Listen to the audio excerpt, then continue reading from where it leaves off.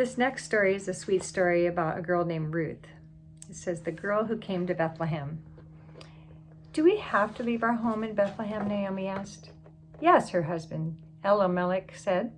This famine is so bad, there's very little food here for us to eat. We may starve if we don't leave. We must think of Mahlon and Chilion, their sons. Naomi nodded her head. Of course, she could not let her two sons starve. She loved them too much for that. So Elimelech and Naomi left Bethlehem with their two boys. Oh, I'm sorry. They went to live in the land of Moab. One day, Elimelech became sick. Then he died. Naomi felt so lonely in this strange land. Oh, the Moabites and the Israelites had never thought very kind things about each other.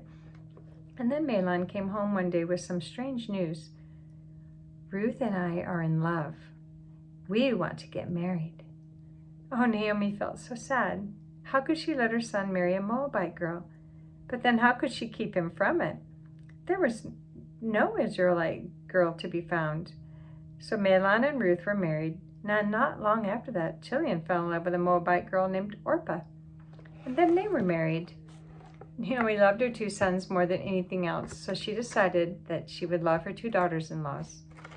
She decided, too, that she would do everything she could to teach them about God. For 10 years, the five of them lived together happily. Ruth and Orpah grew to love Naomi very much. And then something happened. Mahlon and Chilion both died. Now all three women were left without their husbands. I'm going back to Bethlehem, Naomi said one day. I must go back to my people.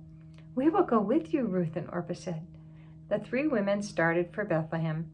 But somewhere along the way, Naomi began to think about these two girls. You must go back home. She said, it would be easier for you to get married again in your own country. The three women decided that, the three women talked and talked. At last, Orpah decided that the things Naomi said were true. She would go back home. After she cried a few times and said goodbye, Orpah turned to go back home. Orpah's the one turned away, and Ruth is the one clinging to her. Ruth would not go back. Don't ask me to leave you, she said. Where will I go? What will I do? Your people will be my people, and your God will be my God. How could Naomi say no? So they went back together to Bethlehem to live. Oh, what excitement there was in Bethlehem when Naomi came back. How her friends hurried to greet her. Well, where's Elimelech? And where's Mahlon and Chilion? With tears in her eyes, Naomi told all that had happened to her. She then told them about her faithful Ruth. The people could see what a good girl Ruth was when she left each morning for the barley fields. And all day long, she followed the people who cut the grain, picking up the barley they had missed. Who is that girl? Boaz asked one day. Boaz was the owner of the field. Then Naomi's daughter-in-law Ruth, the servant of Boaz. That's Naomi's daughter-in-law Ruth, the servant of Boaz. Ruth, said Boaz, I've heard wonderful things about her. She takes care of my relative Naomi.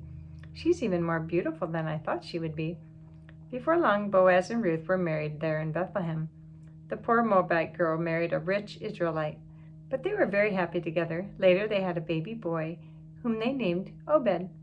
When Obed became a man, he had a boy named Jesse, who became the father of King David.